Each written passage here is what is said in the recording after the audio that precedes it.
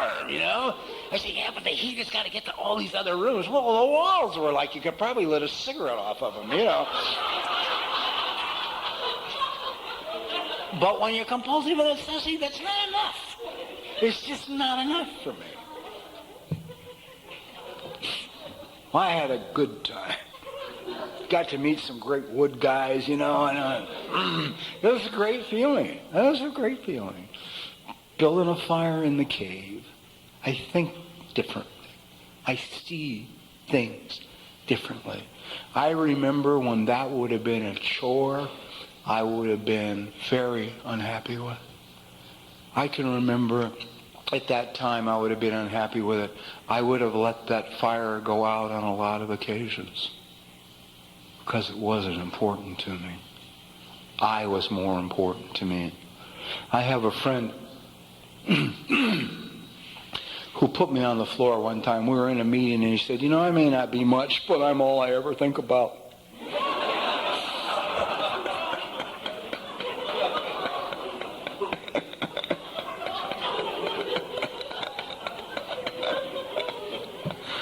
I thought, oh, great that is, yeah.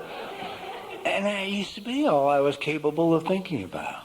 And I can think about other people because I've done the work necessary to do to change the belief system.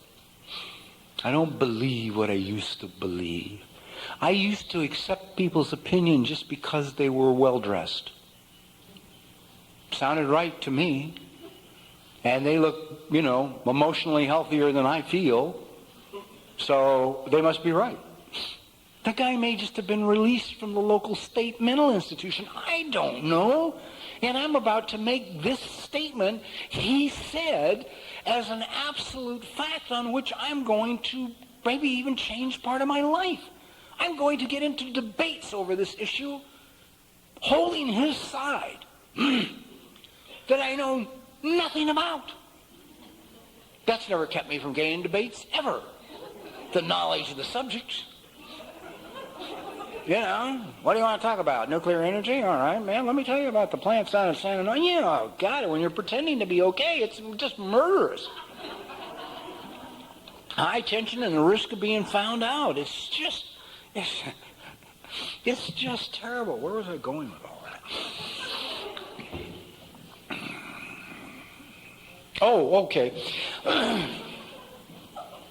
Why on God? Well, this, like, you know, it's like, you should catch me when I'm not focused. When I'm just wandering around the house, you know, writing something, and I get up from my computer, you should see what it takes me to get back to my computer. God, I, you know, put the dishes in the dishwasher and straighten this and watch TV. I mean, it's an hour before I get back to the computer.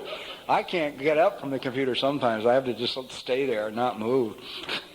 Anyway, why on God's earth would anybody ever listen to an opinion out of the mouth of somebody they don't know and incorporate it as part of their belief system? Because I grew up in a house in which there was only one opinion. I never had heard, lived with, or gotten the concept that you and I could have differing opinions and neither one of us has to be wrong. I mean, that was like heresy to me. In my house, the largest person home at the time held the only opinion that mattered. I'm telling you the truth. That's the truth. That's how I grew up. And school was that way for me in those days. The teacher was the biggest person in the room, and her opinion is the only one that counted. You weren't encouraged in school in those days for free thinking. Maybe you'd be in the vice principal's office for free thinking. You know, they wanted obedience. That's very important. Obedience. They don't know how to let the children be free. In a school, you know, you get kids. Healthy children, emotionally healthy children, are often a problem in school. The reason is because they want to explore, they have an almost insatiable curiosity, and they have a mind that thinks different methods of a way to do something. An example would be a teacher has got all the kids lined up by twos, and they're going to march across the schoolyard, 10 of them, to the doors, the double doors over there, and then they're going to go into the cafeteria. And little Carolyn is standing there, and she's being raised by loving, nurturing parents who have a lot of information on how to raise a child. And she said, how about that's a 100-yard field out there, wide. How about each one of us just takes our own 10 yards and kind of wanders when we meet at the doors over there? And the teacher will tell her, no, that's not okay. And she doesn't even know why it's not okay. She's been taught, you put them in a line. You march them in a line. You make them obedient. You see? That just doesn't work. Do you raise a kid who's healthy? You know. An example would be our daughter. In first grade, she was having some problems. This angel of ours. Biggest one was she wouldn't finish her work on time, and she wouldn't finish her art on time. So we get a call from the teacher, and we go in and we talk to the teacher, and we say, okay, let's just not, worry about it. We'll watch it for a while. And a couple of days later, they had an art project in school where you take one of these styrofoam eggs, and you get these little sequins and straight pins, and you pin the sequins on the egg. All the kids in the class have got sequins pinned all over their eggs, and, there's gaps, large gaps of styrofoam and stuff, or they made whatever design they wanted. Everybody's done, but our daughter, who has only the top of the egg done. So Tina's going into town that afternoon, and she gets an idea. My ex-wife's an artist and a writer. She's a very right brain, really right brain. She goes in a store, she gets all different colored sequins, she gets a box of straight pins, she gets a big box lid. Alexander's in the back seat of the car, she gives her the box lid, the sequins, and the pins, and she just leaves her alone while she runs errands. On the way home, after a couple of hours of errands or whatever, Alexander says, here, Mom, and she hands her this Fabergé egg. It is completely covered with sequins. No styrofoam shows through anywhere. Some of the colors are in ribbons, matched, gold and then red and then whatever. And Tina and I looked at that and said, look at that piece of work. So we went back to the teacher and we said, here's the deal. We will work hard with her to help her finish her academic studies on time in class. You will allow her to finish her art projects at her pace. And the teacher, being hip, said, that's cool. I'll go for that. I'll go for that. Tina was telling me my daughter just spent the summer with me, and Tina was telling me just before summer vacation started, 3 days before, they called her from the school she goes to and said, your daughter was caught today French kissing a boy in the schoolyard. She's 7. No, she's 10.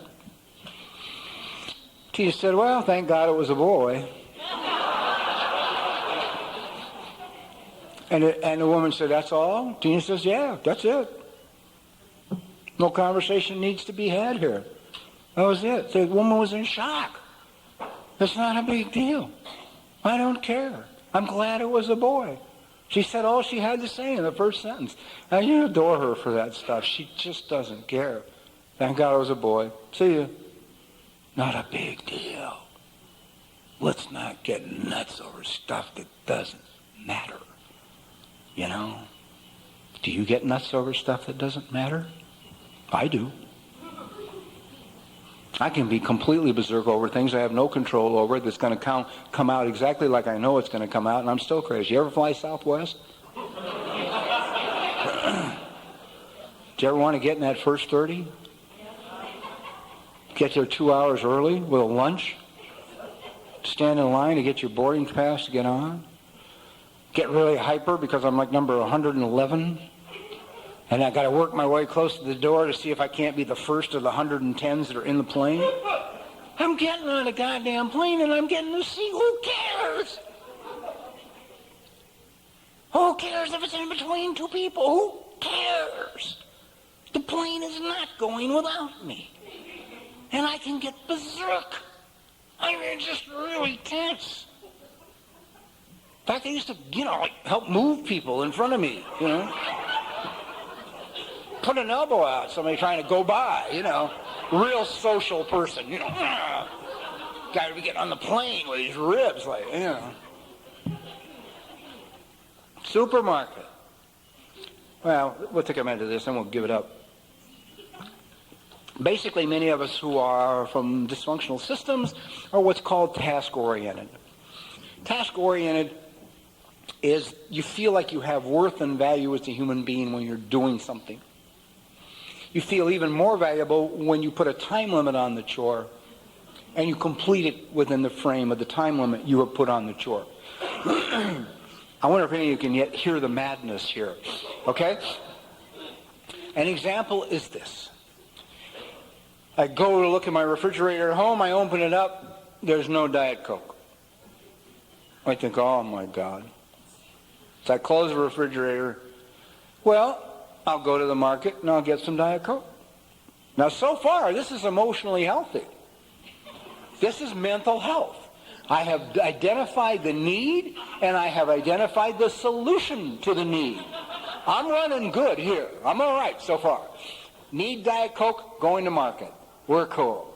Then I look at my watch and I say, I got to be back by 3. I've got nothing to do for the next 6 hours, right? But I need to be back from the store at 3 to have any value as a human being. Now I have set myself up to speed going to the market, which could cost me who knows how much money, park illegally in the parking lot at the supermarket, go get my Diet Coke, find myself in the 10 items or less line behind Gertie with 17 items in her checkbook out. I want to kill her because she's going to keep me from getting home at, 3. I mean, actually, if I time it right, I can get out before her because she's going to move slow and run her down with my car. This is after I've already said a couple of unkind things about, do you need glasses to read the sign? Also, I can have value as a human being. Task orientation. If I'm busy, I have value.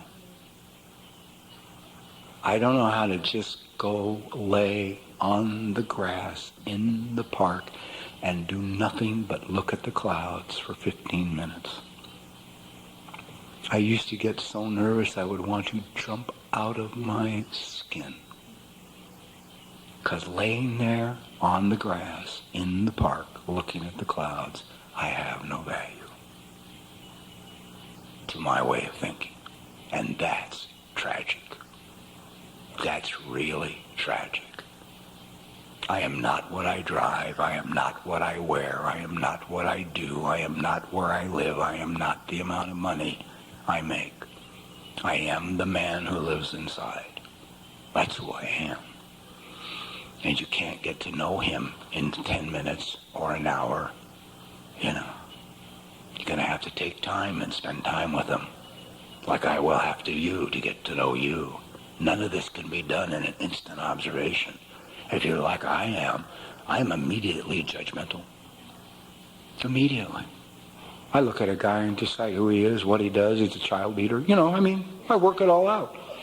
In a matter of minutes, I work it all out. You want to feel better about yourself? Just beginning little steps. Do something you would respect somebody else for doing. It's as simple as if you saw a woman drop her bag of groceries and somebody ran over and helped her pick them up, put them back in the bag and handed it to her. If you respected that person for doing that, then it tends to follow that the next time you see a woman drop a bag of groceries, you run over and you help her pick them up. And you will feel good about you. And we have to get past the public embarrassment of helping someone else. A lot of us have to get past the public embarrassment of drawing attention to ourselves by helping the other person. I mean, it's tough. It's hard. A woman asked me to tell one last little story, so I guess I will, because it's along those lines of helping people. I get on this airplane, I don't even know, I was flying to Albuquerque. And this little boy is on, I'm put next to this little boy. I think he had a stuffed animal. I don't remember now. I haven't told the story in years. And we start talking on the plane. I'm great with kids. Kids love me. Kids, they look in my eyes and they see somebody home. That's all they want. Watch where children look, even little ones. Even little ones. The first place they look is in your eyes to see if someone is home. If no one is home, then they'll go for the earrings or the mustache or the beard or the glasses, something to entertain themselves with. If someone is home, they will continue to look at you in your eyes. So I just, I love kids, man. We just look at each other. This little guy and I looked at each other for a while. I think I asked him about his bear. I don't remember. And we started talking.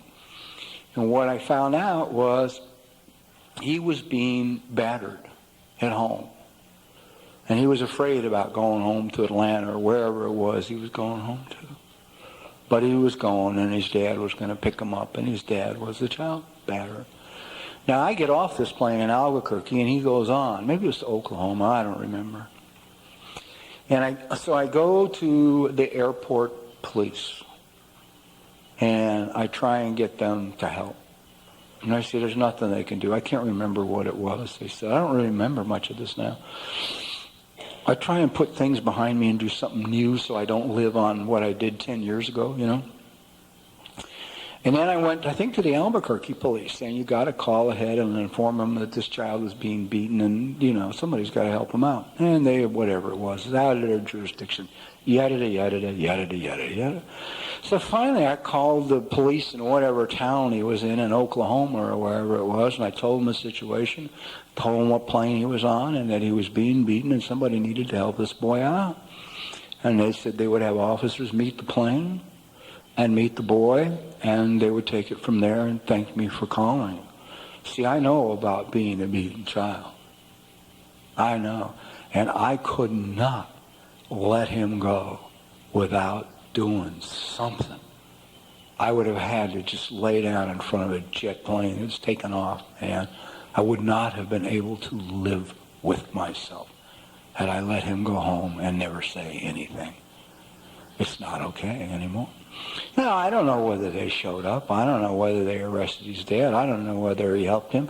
I don't know if they just told me that to pacify me and get me off the phone and didn't really care. But you see, that's not my end of the situation. My end was take it as far as I could take it, and I did. The outcome is not my business. It's just not. Let me tell you, that's far different from I used to be. I can remember when I'd had to get the kid's address. I'd had to fly to his goddamn hometown. I'd have to go have a talk with his old man. I have a good friend working ACA with me in the beginning. He dropped the guy. This dad slapped this boy in the back of the head, and then Larry dropped him, like a sack of rocks on the floor. He hit him so hard, the guy's whole body just left the ground. And he says, I don't think they'll do that to the kid anymore. And he's like in his face screaming at him. The guy's not, barely conscious. I said, Larry, we need to talk about how we approach these situations in markets, because we're going to run into a lot of this with parents and children, and there are better ways to go about it than punching the guy's lights out, I don't think it's going to help. So what I'm trying to say tonight is, if you identify with any of this, the problems, there are solutions to all of them. To all of them. I know people who have been so severely abused, their lives make mine sound like a walk in the park. A walk in the park. And I got to tell you, their lives are so cool today. It's fun to watch. It's fun to watch. You can be a good parent. You can be a good grandma. You can be a good husband, a good brother, a good, neighbor. If you can get past your belief system. Mine tells me if I open myself up to you, you will take advantage of me. The phrase I hated most in the early days of sobriety, and I mean the first few years, was "I love you." Why would I hate a phrase like that? Because from the time I can remember until I got into a program of recovery, I had never, ever in my life said "I love you" to somebody I didn't want something from. Whether it was a smile or sex or money or peace, stop being mad, whatever it was, I wanted something. So it was inconceivable to me that any of these people in recovery saying to me "I love you" meant it.